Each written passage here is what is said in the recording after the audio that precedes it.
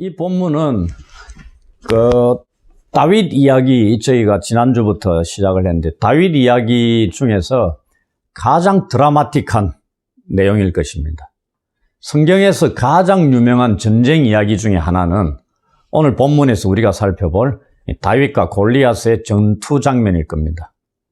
길게 기록된 이야기를 이제 살펴볼 텐데 우리에게 주시는 가르침이 무엇인가를 알려드리도록 하겠습니다. 다윗과 골리앗 이야기는 교회 다니는 어린아이부터 할아버지, 할머니에 이르기까지 사실 다 아는 이야기일 겁니다. 그런데 과연 우리는 오늘 이 이야기 속에서 무엇을 기대하며 읽어야 할까요? 제가 다윗 시리즈를 설교하면서 앞에 새롭게 읽는 다윗 이야기로 타이틀을 붙였습니다. 이것은 완전히 독창적이고 지금까지 어느 누구도 설명하지 아니한 전혀 다른 무언가를 말씀드리는 것을 목표로 하는 게 아닙니다. 잘 아는 이야기일지라도 그 속에서 여전히 살아있는 하나님의 말씀 속에 담긴 놀라운 은혜를 길어 올려서 함께 맛보자는 의도에서였습니다. 이야기라는 것은 가만히 고정되어 있지 않습니다. 이야기는 시간이 지남에 따라 자라나고 깊어지는 특성을 지닙니다. 그 의미가 달라지지는 않지만은 더 성숙해지는 것입니다. 유진 피터슨이라는 사람은 이 다윗과 관련한 책에서 다음과 같이 말하고 있습니다. 이야기는 계속해서 새로운 상황에 맞게 새로운 통찰을 가져다 준다. 우리가 이야기 속에 새로운 경험과 통찰을 가져오면 그 이야기는 그만큼 더 풍성해져서 신선한 이야기가 되어 다시 우리 삶에 풍성함을 가져다 준다. 아주 멋진 말이죠. 제가 다윗 이야기를 새롭게 읽고자 하는 의도가 바로 이겁니다. 어릴 때 우리가 다윗과 골리앗 이야기를 들으면서 다윗이 골리앗을 물리쳤을 때 환호성을 질렀을 것이고 기뻐하고 박수를 쳤을 수도 있습니다. 야, 나도 골리앗을 물리칠 수 있을 것 같은 용기도 막 솟아올랐을지도 모르죠. 그러나 지금은 어떠합니까? 우리는 나이를 먹어가며 성장해가면서 골리앗을 이길 수 없는 연약한 자들로 변해 있는 자신들을 발견했을 수도 있을 겁니다. 무엇이 문제였을까요? 그렇다면 우리는 다시 다윗과 골리앗 이야기를 오늘 나의 이야기로 경험하는 것이 절실히 필요한 때입니다. 이것이 또한 성경의 이야기들을 새롭게 다시 읽어야 할 이유이기도 합니다. 다윗 이야기도 오늘 우리에게 이렇게 들려지기를 기대하면서 제가 새롭게 한번 읽어보자는 의도에서 말씀을 드리기 시작한 겁니다. 이 본문에 대한 설교 또한 여러분들은 수도 없이 들었을 겁니다. 그러면서 오늘 또 하나의 다윗과 골리앗에 관한 설교를 더 듣는 게 무슨 의미가 있을까? 이렇게 생각할 수도 있습니다. 과연 그렇게 생각하십니까? 그러면 여러분은 세상 속에서 과연 다윗처럼 살고 있습니까? 여러분이 살고 있는 세상은 골리앗과 같은 악한 영적 세력들이 호시탐탐 여러분을 죽이려고 공격해오는 전쟁터와 같은 곳입니다. 다윗이 골리앗을 물리쳐 이긴 것처럼 여러분도 이기고 있습니까? 다윗과 골리앗 이야기를 자세히 알고 있다면 영적인 골리앗과의 전투에서도 승리해야 하지 않겠습니까? 그렇지 못하다면 다윗의 이야기가 아직 완전히 여러분의 이야기는 아닌 것으로 생각할 수 있습니다. 이제 우리는 다윗의 이야기를 오늘 우리의 이야기로 체험해야 합니다.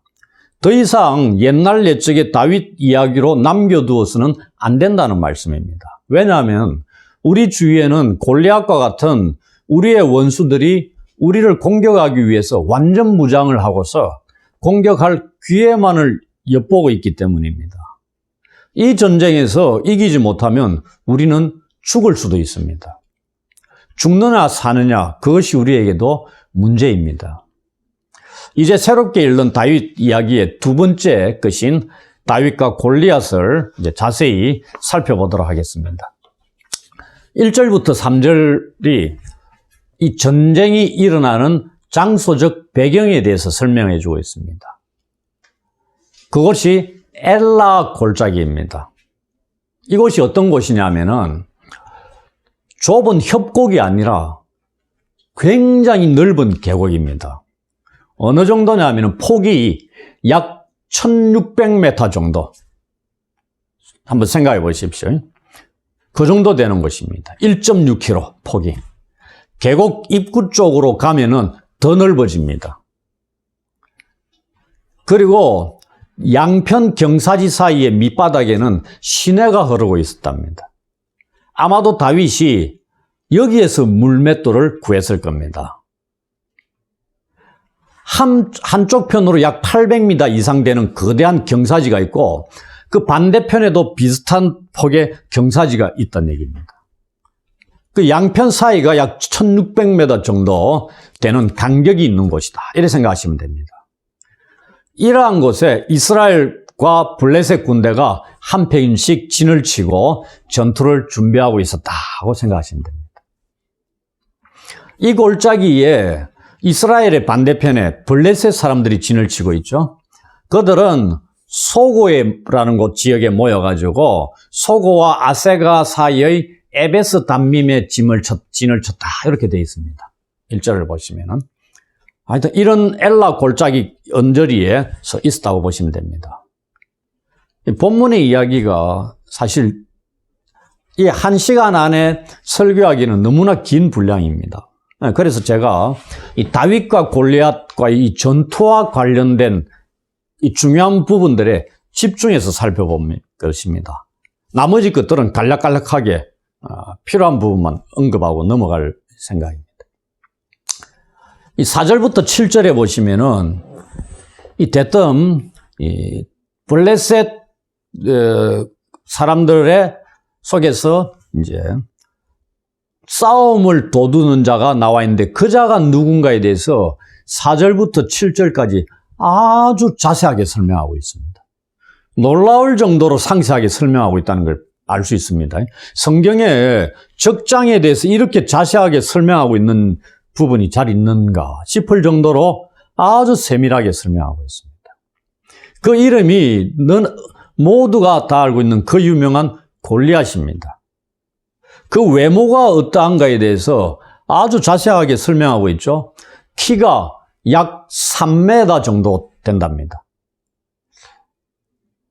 이 정도 되면요, 오늘날 같으면은 아마 미국의 NBA에서 스카우트하려고 스카우트들이 난리쳤을 겁니다. 3m 선수는 없으니까요. 생각해 보십시오. 농구 골대가 3m도 안 되거든요. 그럼 3m 정도의 이 선수가 있다 그러면은 뭐 게임 끝이죠. 난리 났을 정도일 겁니다. 그리고 몸에 입은 비늘 갑옷, 갑옷의 무게가 어느 정도냐면은 56kg 정도다. 이렇게 되어 있습니다. 갑옷 무게만, 저보다 몸무게가 많이 나가죠. 그걸 걸치고 있는 겁니다. 3m 거인이. 그 다음에 창 끝에 있는 날의 무게만도 6.8kg 정도. 한번 상상을 해보십시오. 이뿐만이 아닙니다. 이 다리에 놋 각반을 찼다 되어 있습니다. 그리고 어깨 사이에는 놋 단창이 매어져 있는 겁니다. 짧은 창까지 있는 겁니다. 이러한 외모만으로도 이미 이스라엘은 겁에 잔뜩 질려 있었음을 알 수 있는 겁니다. 우리는 직접 보지 않아서 그렇지만 또한 이것이 끝이 아니죠. 골리앗 앞에 방패든 자가 한 명 딱 있습니다. 근데 그 방패 크기가 어느 정도냐면은 저만한 사람 크기만한 겁니다. 무슨 목적이죠? 화살 공격으로부터 골리앗의 몸을 보호할 목적입니다. 아무리 갑옷을 둘렀다 하더라도 화살을 수도 없이 쏘면은 위험할 수 있죠. 어디가 맞든지 맞을 수도 있고. 그걸 보호할 목적으로 별도의 한 명이 딱 앞에 서 있는 겁니다. 왜 이렇게 성경이 길게 골리앗의 중무장한 모습에 대해서 자세히 묘사하고 있죠? 아마 이러한 묘사는 이 내용을 읽고 있는 독자들에게 지금 전장에서 이스라엘 백성이 얼마나 심하게 공포에 휩싸여 있었는가를 생각하게끔 하고 이 내용들을 읽을 때 긴장을 고조시키는 그러한 역할을 하고 있는 것일 수 있습니다. 그냥 읽는 게 아니죠. 이 골리앗 앞에 있었던 이스라엘 백성들이 겪었던 공포와 두려움은 어찌 보면 오늘날 코로나19로 인해서 팬데믹에 빠져가지고 두려워하는 교회와 세상 사람들의 모습 속에서도 발견할 수 있는 것과 비슷한 것일 수 있습니다. 한마디로 골리앗이라는 한 인물의 등장으로 이스라엘은 두려움이 극에 달했다는 것을 알 수 있습니다. 그 다음 8절부터 11절에 보시면은 이 골리앗이 싸움을 도두면서 싸울 방식을 제안해 옵니다. 그것은 뭐냐면 대표를 뽑아서 1대1로 결투를 벌이자는 겁니다. 수도 없이 많은 군사들까지 싸울 필요 없죠. 1대1로 딱 붙어가지고 이기는 자가 나머지를 그냥 정복하는 겁니다. 굴복하고 조공을 바치든지 게임 끝 이렇게 하자 이 얘기입니다. 피를 흘릴 필요도 없이 이 얘기입니다. 우리가 영화 트로이라는 영화가 옛날에 있었어요. 그 유명한 아킬레스가 나오는 영화죠. 트로이 전쟁 이런. 거기에 아킬레스가 적장 중에 거인, 골리앗과 같은 거인과 1대1로 붙는 장면이 나옵니다. 거기서도 간단하게 끝납니다. 한 방에 그냥 거인이 죽어버립니다. 이 제안을 하는, 골리앗이 이러한 제안을 하는 의도가 뭐냐면 이스라엘의 군대를 모욕하는 것이었습니다. 살아계신 하나님의 이스라엘 군대를 모욕하는 겁니다, 지금. 이게 17장에 5번에 걸쳐서 나옵니다. 이 골리앗이 이스라엘 군대를 모욕했다는, 이 모욕했다는 표현이 5번에 걸쳐 나온다는 얘기입니다. 이러한 모욕적 제안을 사울 왕과 온 이스라엘이 11절 보시면 놀라 크게 두려워했다는 말씀이 있습니다. 아무도 거인 골리앗과 1대1 싸움에 응할 엄두를 내지 못했다는 것을 알 수 있는 거죠. 잘 생각해 보십시오. 골리앗이 거인입니다. 거인과 맞상대할 수 있는 사람이 이스라엘 진영에 누가 있어요? 사울밖에 없죠. 생각이 안 나십니까? 사무엘상 10장 23절에 사울을 왕으로 세울 때 딱 일어서니까 어떻게? 모든 사람들의 머리 하나만큼 어깨 위보다 컸다 이래 돼 있죠. 사울이 키가 엄청나게 컸다는 얘기입니다. 그러니 이스라엘 전체 진영에 골리앗과 대응할 자는 사울밖에 없었다는 얘기입니다. 그런데 그도 두려워 벌벌 떠는 거죠. 이미 사울과 사울이 통치하는 이스라엘 나라가 기울고 있었다는 것을 보여줍니다. 아무도 대응할 용사들이 없다는 얘기입니다. 왕도 그렇는데 나머지 사람들 별 볼 일 있겠어요? 우리가 히브리어 성경을 보면 사울과 골리앗을 신장, 키를 비교하는 용어가 똑같습니다. 그 말은 사울도 굉장히 거인이었다고 보시면 됩니다. 이것은 우리가 16장 보시면 여호와의 영이 사울을 떠났다 이렇게 되어 있습니다. 언제 떠났어요? 다윗에게 기름을 부었고 하나님의 영이 다윗에게 임할 때, 그 다음 이어서 사울에게서는 하나님의 영이 떠났다 이렇게 되어 있습니다. 그 떠난 하나님의 영이 떠난 사울왕과 그가 통치하는 이스라엘 백성들의 현재 상태가 어떻는가를 보여주고 있는 겁니다.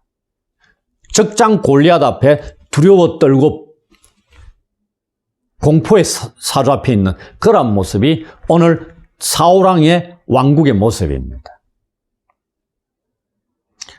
그런데 이 블레셋이라는 나라는 사울 왕 때뿐만 아니라 다윗 왕 때도 지속적으로 공격을 해오고 괴롭혔던 나라입니다. 이 블레셋이 지도를 보시면 어디에 있냐면 남쪽 해변가에 딱 붙어 있습니다. 아주 예루살렘이나 남쪽 유다와 가까이 붙어 있는 이방 족속이라는 얘기입니다. 그런데 지금 이스라엘 민족 전체에서 골리앗을 대응할 용사가 한 명도 없다고 되어 있죠. 그런데 우리는 사무엘하 21장 15절부터 22절에 보시면 이 블레셋 족속들의 거인들을 죽인 다윗 왕국의 용사들이 누군가를 기록하고 있습니다. 4명의 거인들을 다윗과 그의 용사들이 죽였다고 기록되어 있습니다. 또한 다윗 왕국의 전체 용사들의 리스트는 사무엘하 23장 8절부터 39절에 아주 길게 용사들의 목록을 기록하고 있습니다. 마지막이 우리아입니다. 거기에 보면은 다윗 용사들이 얼마나 많고 얼마나 대단한 용사들이었는가를 보게 됩니다.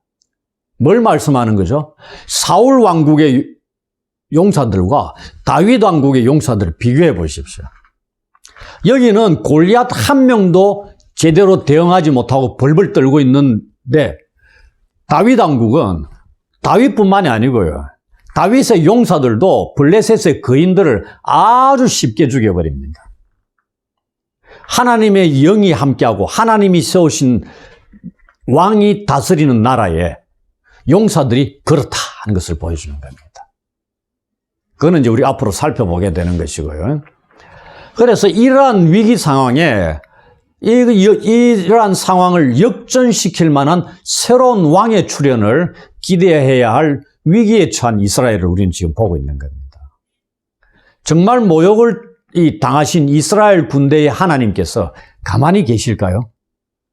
이토록 모욕적인 발언을 하면서 골리앗이 아침 저녁으로 나와서 싸움을 걸어온 게 무려 40일간 계속했다고 16절에 언급되어 있습니다. 기가 찰 노릇이죠. 40일 동안 아침 저녁으로 하루에 2번씩 나와가 이런 소리를 했다. 뭘 했겠어요? 하나님이 군대를 모욕하는 소리. 그리고 나와서 1대1로 붙자 이런 소리를 했겠죠. 40일간. 싸움도 안 하고 40일간 이 골리앗만 쳐다보고 있었던 겁니다. 한편 12절부터 16절에 보시면 지난주에 우리가 살펴보았듯이 다윗은 사무엘 선지자로부터 이스라엘 왕으로 기름 부음을 받았습니다. 그런데 다윗은 지금 뭘 하고 있죠? 왕 노릇하고 있습니까? 아닙니다. 여전히 아버지의 양을 치고 있습니다. 일상으로 돌아가서 이전에 하고 있던 자신의 일을 지금 하고 있는 겁니다. 놀라운 일입니다. 왕으로 세움받은 자가 양치고 있다 이 말입니다. 제가 16장부터 16장 말씀드릴 때 16장부터 17장까지 무슨 이미지에 초점을 맞춰라 했습니까? 양을 치는 목동의 다윗 이미지를 염두에 두라 이렇게 말씀하셨습니다. 오늘 본문에도 지금 12절부터 16절에도 왕으로 기름 부음받은 다윗이 아버지의 양을 치고 있다고 되어 있죠.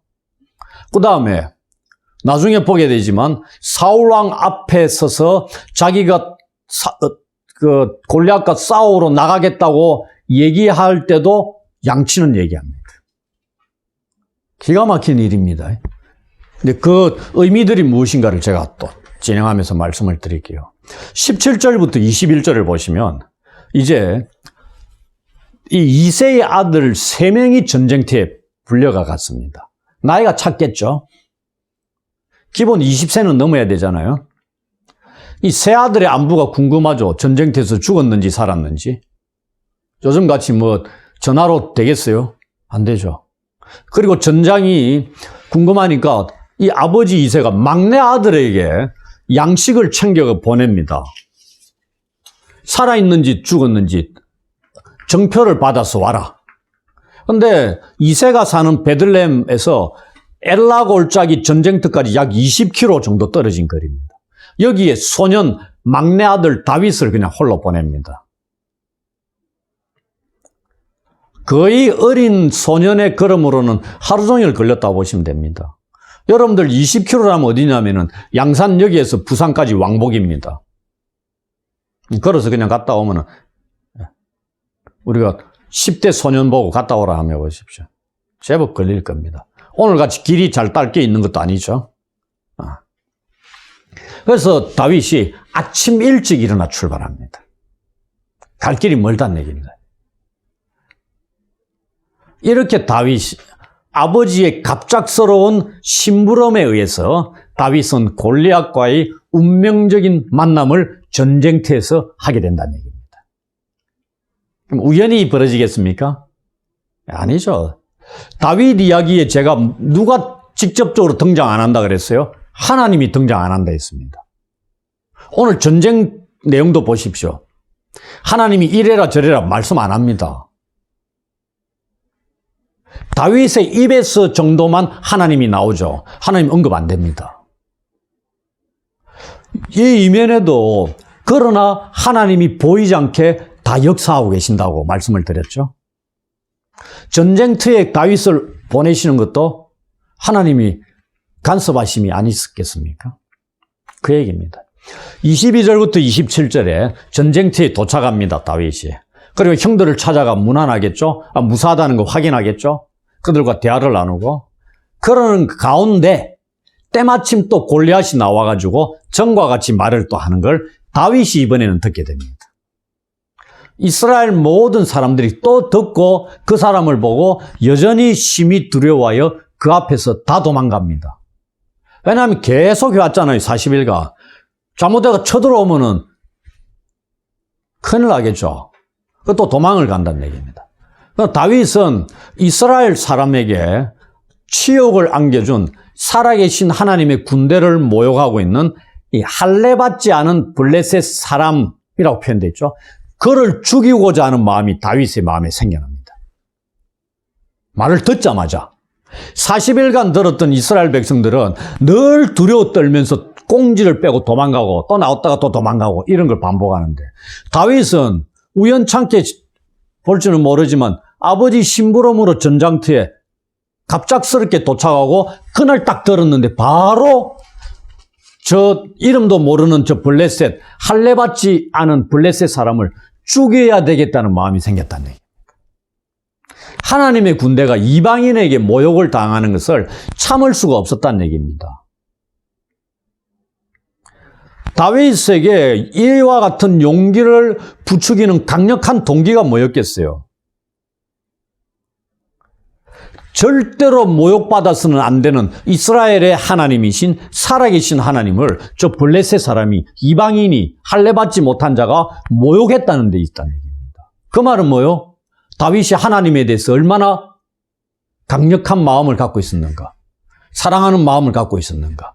그렇잖아요. 내 아버지를 욕하는 다른 사람을 내가 가만히 있으면 아들이 가만히 있으면 돼요? 안 되잖아요. 그런 겁니다.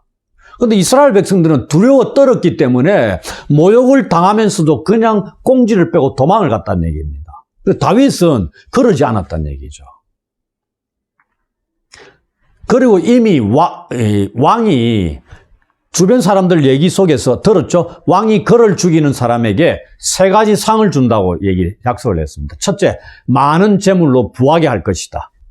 두 번째, 왕의 딸을 줄 것이다. 그걸 사위 삼겠다는 얘기죠. 세 번째, 그를 죽이는 자의 아버지의 집을 이스라엘 중에서 세금을 면제해 주겠다. 이 3가지 상을 약속했다는 것을 다윗이 듣습니다. 이걸 이스라엘 사람들하고 얘기를 나누는 것을 큰형 엘리압이 옆에서 듣습니다. 28절부터 30절 딱 보면 막내에게 분노하면서 말을 퍼붓고 있는 것 보입니다. 급하게 3가지나 퍼붓습니다. 네가 어찌하여 이리로 내려왔냐? 여기 올 이유가 없는 자인데 왜 왔냐 이 말입니다. 그 다음에 들에 있는 양들은 누구에게 맡겼느냐? 네가 할 일은 양치는 일이지 여기 와서는 안 된다는 얘기입니다. 양을 지킬 자가 왜 지 본분을 망각하고 여기 와 있냐 이거죠. 그 다음에 나는 네 교만과 네 마음의 완악함을 아노니 네가 전쟁을 구경하러 왔도다 이렇게 얘기합니다. 구경하러 왔다는 얘기는 뭐냐면 전쟁터에서 자기 자신을 드러낸다는 의미입니다. 남들 앞에서 드러내는 거. 뭐 뽐낸다든지 알리는 뭐 이런 의도로 왔다. 이렇게 얘기합니다. 엄청난 분노가 담겨 있는 거죠. 다윗은 아버지 심부름으로 왔잖아요. 형들의 안부가 궁금해가 음식을 가지고 챙겨왔는데 섭섭하다 이 말입니다. 그래서 내가 무엇을 했습니까? 어찌 이유가 없겠습니까? 이렇게 얘기합니다. 그리고 긴 대화도 이루어지잖아요. 돌아서서 또 다른 사람을 향해서 사람들과 얘기를 나눕니다. 질문을 던지고. 다윗의 관심이 어디에 있다? 저희 블레셋 사람을 죽이는 데 관심이 생긴 겁니다. 갑작스럽게. 거룩한 분노죠. 그 백성들 또 동일하게 답을 합니다. 이 대화를 들었던 이스라엘 백성들 중에 한 사람이 사울왕에 이제 알립니다. 잘 생각해 보십시오. 20km 떨어진 베들레헴에 있었습니다. 그 다음에 아버지 심부름 시켜가지고 형들의 안부를 묻는 자리에 딱 옵니다. 그럼 묻는 자리에서 대화를 나누다가 사울왕 앞으로 갑니다. 그 다음에 어디로 가요? 골리앗 앞으로 갑니다. 이렇게 진행이 된다는 얘기입니다. 점진적으로 원래 상대인 골리앗 앞으로 나아가는 과정을 이렇게 우리가 볼 수 있다는 얘기입니다. 그 사울이 부르죠. 사울 앞에 나아간 이 다윗이 딱 한마디 합니다. 주의 종이 가서 저 블레셋 사람과 싸우겠습니다. 이렇게 32절에 나와 있습니다. 근데 사울은 딱 한마디로 거절하죠. 이건 계란으로 바위치기다. 그러니 말리는 거죠. 보내봐야 죽는데 왜 그것도 보십시오. 소년과 같은 애를 저 거인에게 보내가지고 어떻게 하겠다는 얘기입니까? 네. 그냥 아까운 목숨 하나 버리는 겁니다. 그러니 그냥 말리는 거죠. 그럼 뭐라고 말하면서 말리는 줄 압니까? 너는 소년이다. 그는 어려서부터 용사다. 여기 원어상으로 보면 뭐냐면 똑같은 단어가 써 있는데 한글로 번역을 이렇게 해버렸어요. 소년, 어려서 똑같은 단어입니다. 그래서 새로 번역하면 너는 소년이야. 그는 소년 때부터 용사야. 그런 내용입니다. 다윗은 현재 소년이죠. 골리앗은 소년 시절부터 이미 전쟁의 사람이었습니다. 그리고 지금까지 전쟁터에서 잔뼈가 굵고 얼마나 많은 사람들을 죽였겠어요. 저 정도 거인이 될 때까지. 니만한 때부터 전쟁터에서 활동했다 이 말입니다. 근데 지금 저렇게 싸움을 도두는 자 역할까지 블레셋 전체를 대표하는 용사가 됐다 이 말입니다. 그러니 잽이 되겠어요? 안 된다 이 말입니다. 그런데 오늘 우리는 그 계란이 바위를 깨트리는 것을 보게 됩니다. 사울왕이 반대를 해가지고 반대하는데 나갈 수 있습니까? 못 나가죠. 그래서 사울왕을 설득시킵니다. 자신이 골리앗과의 전투에서 승리할 수 있다는 증거들을 제시를 합니다. 뭔가 사울이 설득이 돼야 보내줄 거 아닙니까? 왕이 막는데 어떻게 나가요, 지 혼자. 그래서 던지는 말이 이 오늘 다윗과 골리앗 얘기의 전투 속에서 가장 중요한 핵심적인 내용 중에 첫 번째 것에 우리가 이제 이르렀습니다. 그게 34절부터 37절입니다. 자신이 양을 칠 때 있었던 일에 대해서 말하고 있다는 얘기입니다. 너무나 유명한 말씀이기 때문에 제가 한 번 더 읽어드리겠습니다. 34절부터 37절을 한번 보십시오. 주의 종이 아버지의 양을 지킬 때에 사자나 곰이 와서 양떼에서 새끼를 물어가면 내가 따라가서 그것을 치고 그 입에서 새끼를 건져내었고 그것이 일어나 나를 해하고자 하면 내가 그 수염을 잡고 그것을 쳐 죽였나이다.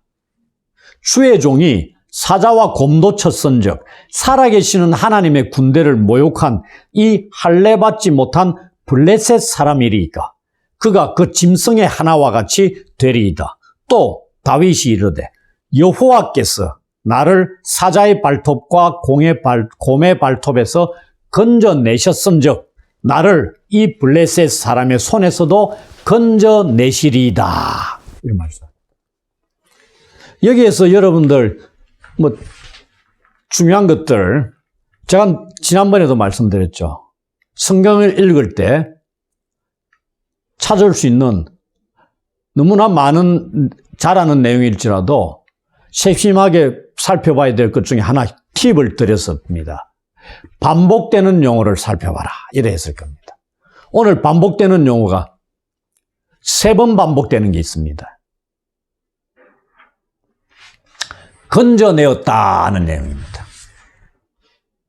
그렇죠? 다윗이 아버지의 양을 지킬 때 사자와 곰의 입에서 새끼를 건져내었다. 이렇게 됐습니다. 다윗은 양의 새끼들을 사자와 곰의 입에서 건져내었고 그런 다윗을 여호와께서는 사자와 곰의 발톱에서 건져내셨다. 과거에.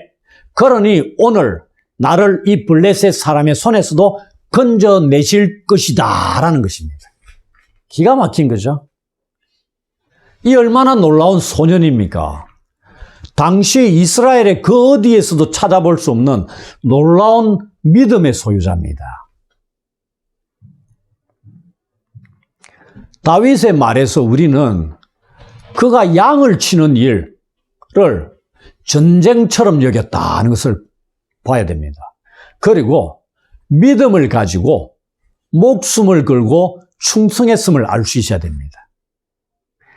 형들이 볼 때는, 부모가 볼 때는 한갓 양을 치는 자에 불과할 수 있죠. 관심 밖의 일일 수도 있다 이 말입니다. 그러나 그 양 치는 일을 다윗은 목숨 걸고 했다 이 말입니다. 전쟁으로 여겼다 이 말입니다. 전쟁터에 나가서 장난으로 해요. 설렁설렁 뭐 쉬어가면서 할 수 있습니까? 어떻게 돼요? 잘못하면 죽습니다. 여기에 사자와 곰이 나왔죠. 지난주에 얼핏 말씀드렸는데 동물들의 랭킹 탑 10으로 줄이더라도 사자와 곰은 탑 10 안에 들어갑니다. 가장 강력한 동물 중에 최고로 강력한 게 누구라고요? 아프리카 코끼리. 그 다음에 코시, 또 코뿔소. 양코시가 랭킹 1, 2위를 차지합니다. 그 어떤 동물들도 손대지 못하는 동물들이 코끼리와 코뿔소랍니다. 그 다음에 쭉쭉 가면은 하마도 나옵니다. 우리가 악어가 무섭다 그러는데 악어는 하마한테는 잽도 안 됩니다. 악어가 수십 마리 덕질거리는데 하마가 쭉 지나가도 악어가 손도 못 댄답니다. 왜? 하마의 껍데기는 이빨로 물어 뜯어도 들어가지 않는답니다. 그리고 악력이 어느 정도냐면은 하마가 확 물어비면은 몸이 두동강 난답니다. 어마어마한 놈들이라는 얘기입니다. 그 중에 랭킹 7, 8위 정도가 사자와 곰입니다. 탑 10 안에 들어가는 동물들입니다. 그러면은 이렇게 생각할 수 있어요. 에이, 팔레스타인에 무슨 사자와 곰이 있었을까? 이야기 아니냐? 꿈에는 다윗과 골리앗 이야기 아니냐? 하는데 이때가 다윗 왕이 통치할 때 시대가 BC 1000년경입니다. 다윗이 40년간 통치했거든요. 사울도 40년간 통치했습니다. 다윗의 아들 솔로몬도 40년간 통치했어요. 다윗이 통치한 시기가 BC 1010년부터 970년 사이입니다. 그러면 이때가 철기 시대입니다. 철기 시대에 출토물, 유적지 발굴했는데 거기에 사자와 곰이 발견됐습니다. 거짓말 아니다는 얘기입니다. 하나님의 말씀이 뻥치는 꾸며낸 얘기가 아니다 이 말입니다. 실제 이 시기에 사자와 곰이 있었다 이 말입니다. 그 양을 치는데 양을 잡아먹으러 사자나 늑대가 아니고요. 사자와 곰이 왔다 이 말입니다. 그럼 어떻게 되겠어요? 일반 목동이면은 자기 살기 위해서 도망가야 되잖아요. 부모가 양이 중요하겠어요? 아들이 중요하겠습니까? 당연히 아들이 중요하죠. 사자와 곰이 나타나가 내가 양을 버리고 도망왔습니다 하고 부모가 뭐라 하겠습니까? 잘 살아왔다 이러죠. 근데 다윗은 어떻게 했다고요? 안 그랬다 이 말입니다. 새끼 양을 물어가니까 쫓아가지고 그 입에서 빼냈다 이 말입니다. 빼내니까 가만히 있겠어요. 자기를 먹이려고 달려드는데 그 발톱에서 여호와께서 자기를 건져냈다 이 말입니다. 여호와가 건져내니까 건져낼 수 있겠어요? 안 되겠어요? 당연히 건져내죠. 사자와 곰이 뭔데 여호와의 손에서 이 다윗을 집어삼키게 수 있겠습니까? 택도 없죠. 다윗이 지금 그런 얘기를 하고 있다는 얘기입니다. 그런데 지금 사자나 곰은 하나님을 대적하는 자들이 아닙니다. 이방 족속이 아니죠. 한갓 짐승입니다. 근데 지금 저 블레셋 사람은 뭐요? 이방 족속 할례 받지 않았고 여호와 하나님을 모욕하고 있는 겁니다. 그러니 하나님 입장에서는 어떻게 봐요? 사자와 곰보다 저 블레셋 사람을 더 심하게 보신다 이 말입니다. 그러니 어떻게 되겠어요? 그 사람은 죽은 목숨이죠. 그거 아닙니까? 지금 전쟁이잖아요. 전쟁은 신과 신의 전쟁으로 생각했다는 얘기입니다. 근데 우리 이스라엘의 신이 누구야? 여호와 하나님입니다. 만군의 여호와 하나님. 블레셋에서 신은 뭐예요? 다곤과 아스다롯 아닙니까? 다곤이 어떻게 됐어요? 여호와 법궤가 빼앗겼다 했잖아요. 사무엘상 앞부분에. 빼앗겨가 다곤 신당에 딱 떴는데 그 다음날 일어나니까 어떻게 해요? 다곤이 꼬꾸라졌다 했잖아요. 그 다음에 목도 땡강 날아가고. 그런 일이 이미 경험했습니다. 그래가지고 법궤를 돌려보낸 자잖아요. 그죠? 거기 베세메스로 보내는 그 장면 이미 경험했습니다. 블레셋인들이. 그런데 지금 이 블레셋 골리앗이 급대가리 없이 나와가지고 여호와 군대를 모욕하고 있는 겁니다. 그런데 이스라엘 백성이 사울 왕과 대적을 못한다는 게 말이 돼요? 이미 영적으로 끝났다 이 말입니다. 그 중에 단 한 명, 다윗만 그대로 살아있다 이 말입니다. 그 얘기를 하고 있는 겁니다. 전쟁은 뭐다? 하나님의 것입니다. 사람과 사람의 무기가 칼과 창으로 이루어지는 게 아니다고 마지막에 그 유명한 두 번째 본문을 우리가 보게 될 겁니다. 전적으로 하나님을 의지하고 있는 다윗을 봅니다. 그러면서 다윗이 골리앗을 짐승 취급하고 있죠. 짐승 취급하고 있습니다. 그런데 놀라운 건요. 43절에 골리앗의 입에서 나오는 게 짐승 중에 뭐가 나와요? 개가 나옵니다. 다윗이 걸어 나오는 모습을 보고 자기 자신을 개 취급하고 있느냐 이렇게 얘기합니다. 딱 들어맞는 겁니다. 그때 가서 말씀드릴게요. 그런데 이 아주 심각하고 위급한 전쟁 상황에서 우리는 코믹스러운 장면을 또 봅니다. 성경이 사무엘상이 문학 작품으로도 아주 걸작이라고 얘기합니다. 문학적으로도요. 코믹스러운 장면이 뭐냐면 38절에 보십시오. 이런 믿음의 표현을 듣고 사울이 여호와께서 지켜줄 것이다 하고 보냅니다. 보내잖아요. 그러면서 38절에 자기 군복을 다윗에게 입힙니다. 노투구도 머리에 씌워주고요. 갑옷을 입혀줍니다. 그 장면 한번 떠올려 보십시오. 웃음 안 나옵니까? 사울의 덩치가 어떻다고요? 거인입니다. 다윗은 소년입니다. 그걸 아무리 왕이라도 사실 일반 군사라 그러면 왕의 군복을 입는다는 건 영광 중의 영광이죠. 안 그래요? 감히 어찌 왕의 군복을 입을 수 있습니까? 그런데 다윗에게 입혔지만은 이거는 어울려요? 거인의 군복을 소년에게 입혀보십시오. 얼굴이라도 보이겠습니까? 팍 파묻힐 정도겠죠? 너무나 우스운 장면이 벌어지고 있습니다. 사울의 머리가 그 정도입니다. 영적인 상태가.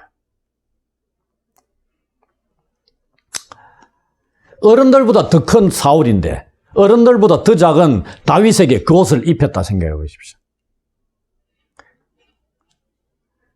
너무나 우스꽝 장면을 보게 됩니다. 그래서 다윗이 어때요? 다 벗어버립니다. 사울의 것이 자기하고 안 맞다. 새 포도주는 새 부대에 담아야 됩니다. 새로운 시대, 인물은 새로운 시스템을 가지고 진행이 되는 겁니다. 다윗 왕국이 어떻게 시작되는가를 보십시오.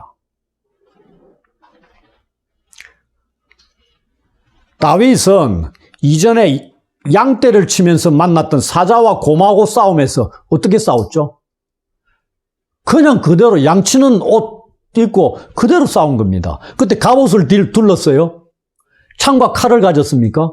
아니죠. 그걸 우리는 기억해야 됩니다. 그럼 다윗은 무엇을 무기로 블레셋 골리앗과 전투를 할 생각이었을까요? 그가 선택한 무기, 뜻밖의 것입니다. 우리의 예상과는 전혀 빗나가는 거겠죠? 40절 보십시오. 다윗은 막대기를 준비합니다. 돌멩이 5을 준비하고 물매를 가지고 골리앗에 나아갑니다.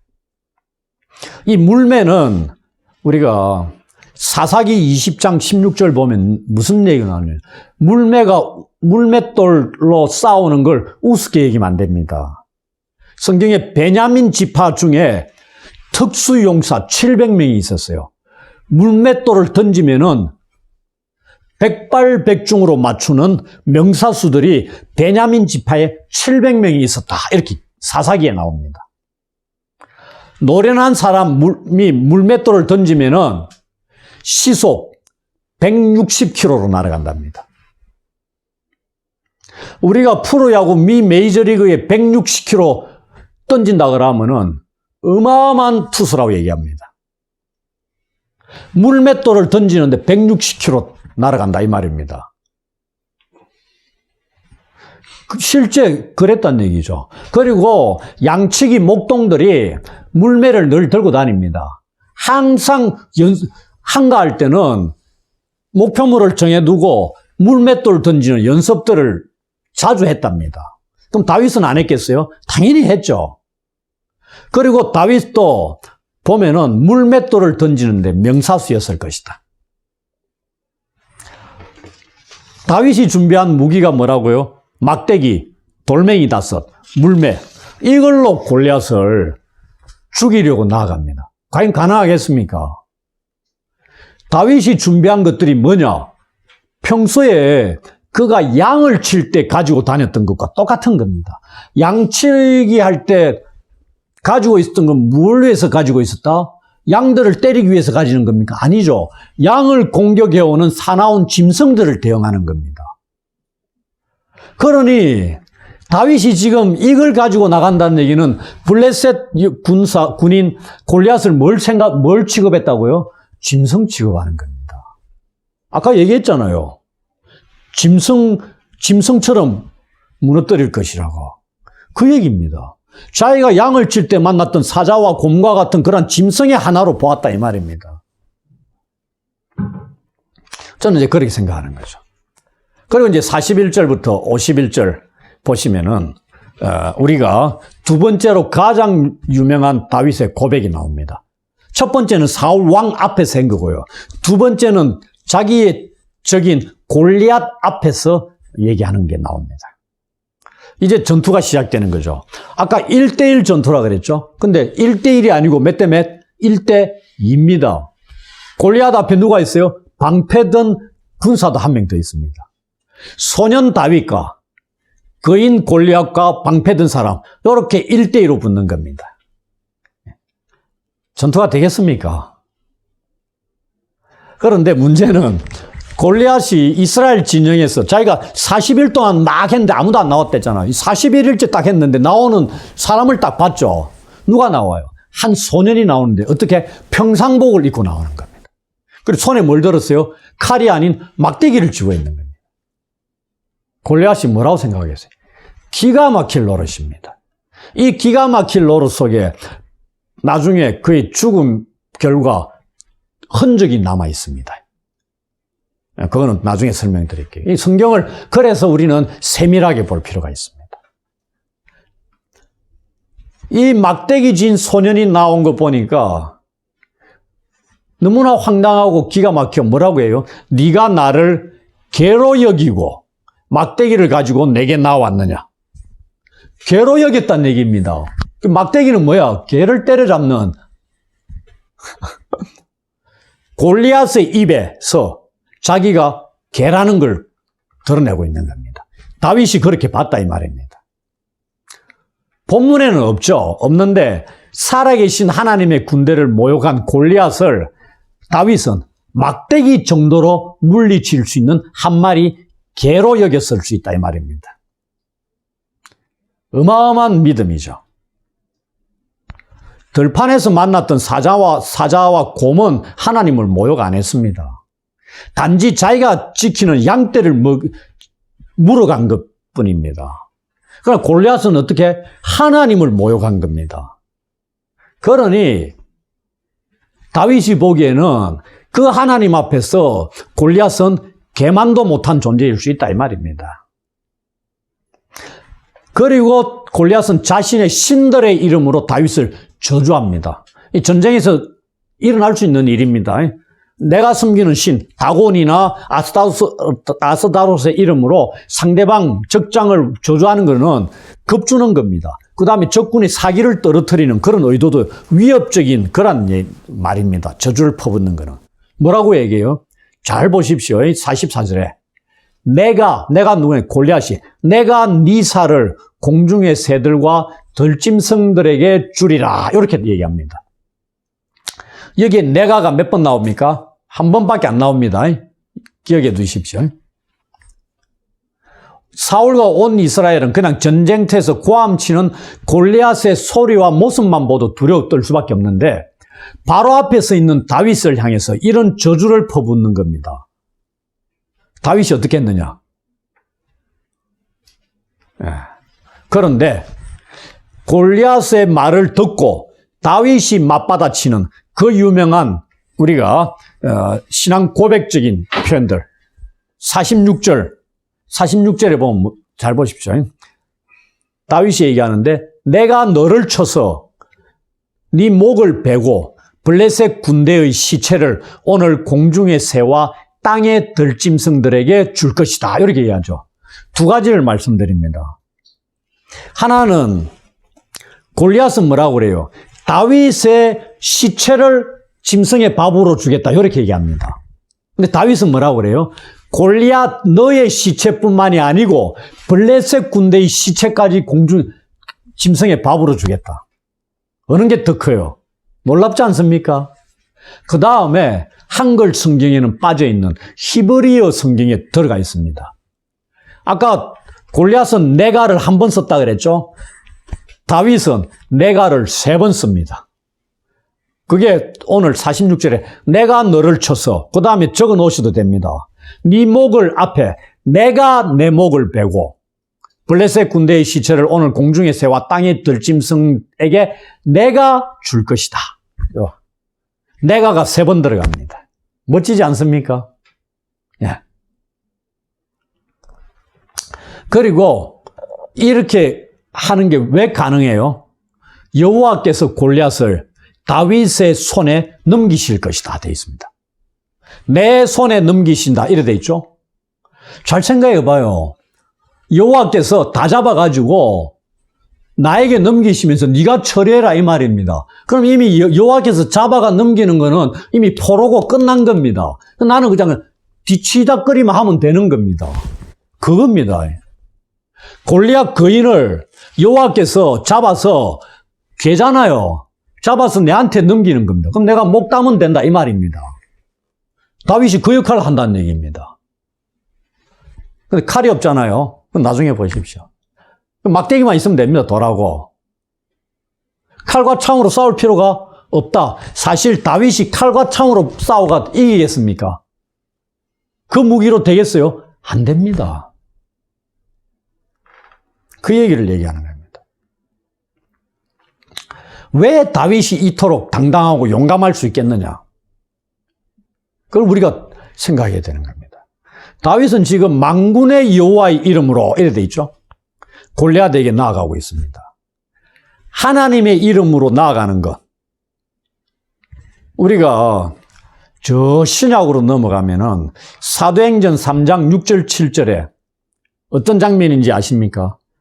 베드로 사도가 성전으로 올라갈 때 누가 있어요? 안전뱅이가 있습니까? 뭐라고? 구걸하잖아요?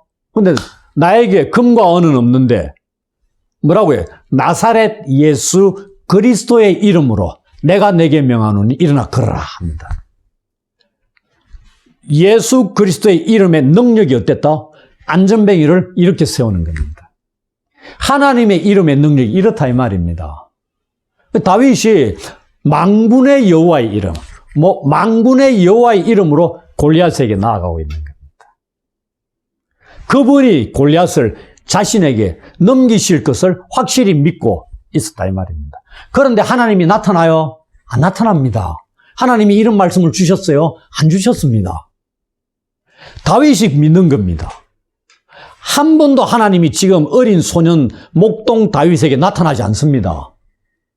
다윗이 그러한 이전에 양치기 할 때의 경험을 토대로 사울에게 고백하고 허락을 받고 골리앗에게 나아갈 때도 자기는 물맷돌과 막대기, 돌멩이를 자기가 선택하고 그리고 나아가면서 골리앗 앞에서 이렇게 정거를 하고 달려가면서 싸우는 겁니다. 하나님이 뭔 일을 하셨어요? 아무것도 없잖아요.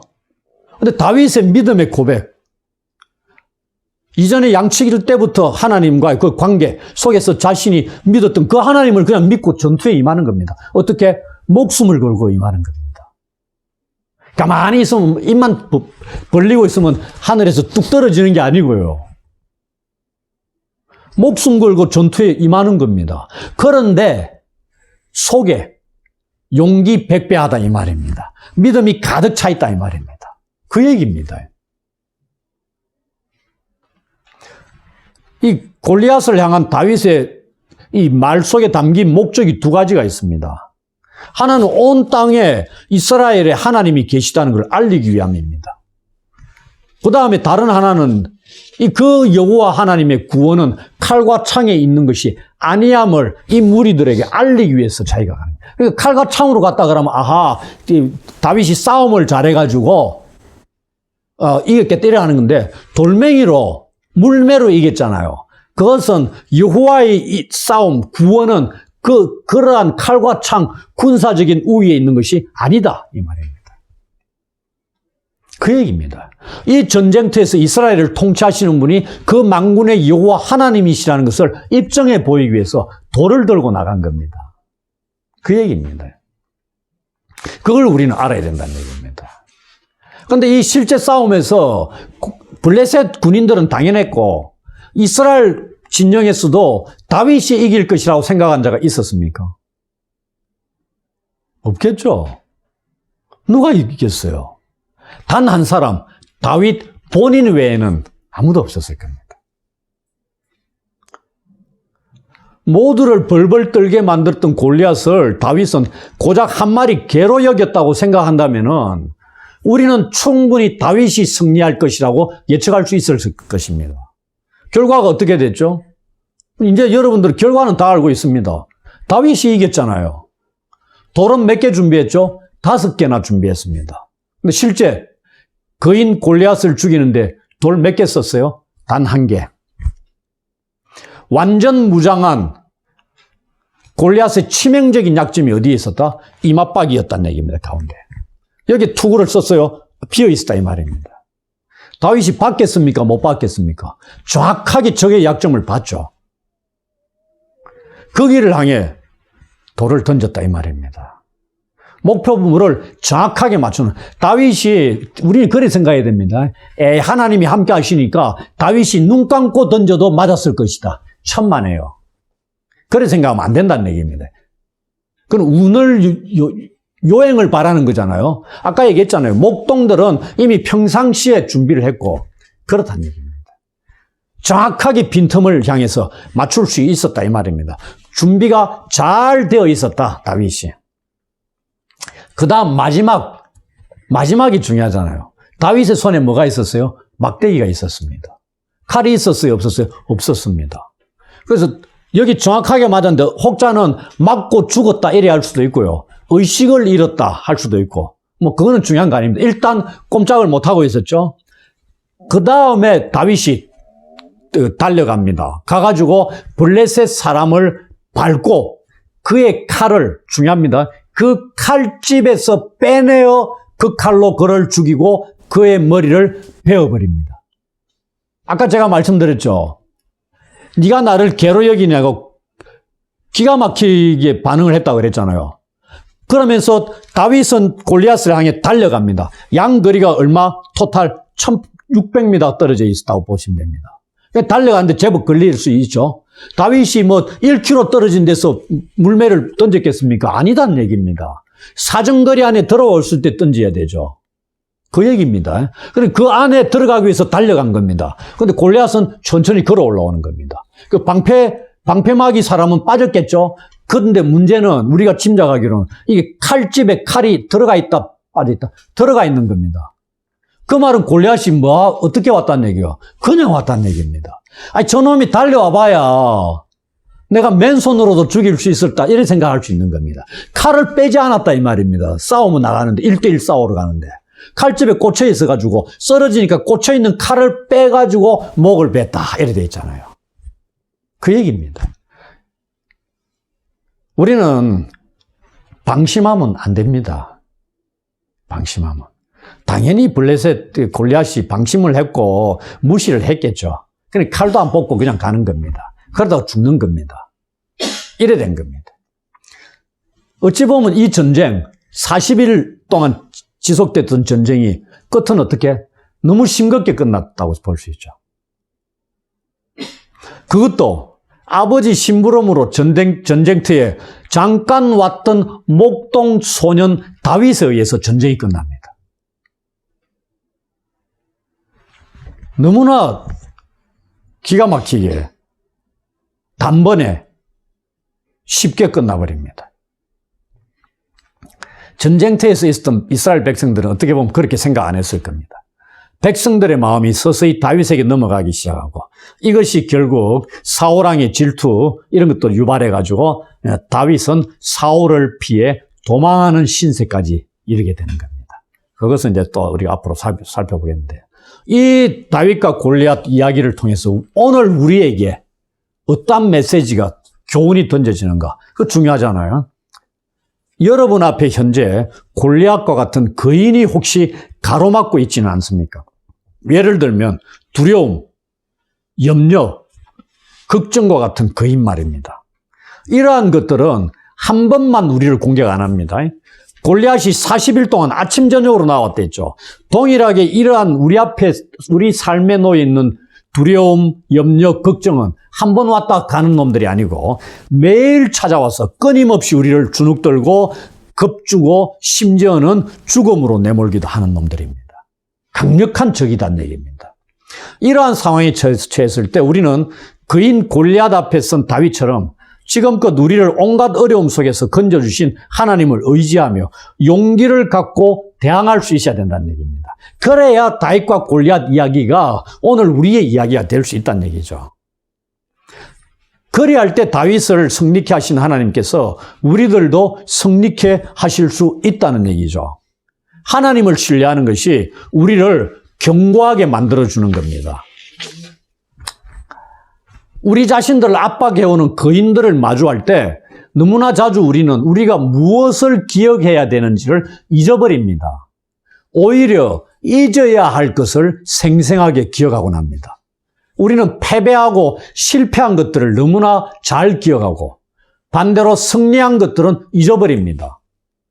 우리들 대부분 사람들은 삶에서 실패한 것들은 세세한 것까지 생생하게 기억을 합니다.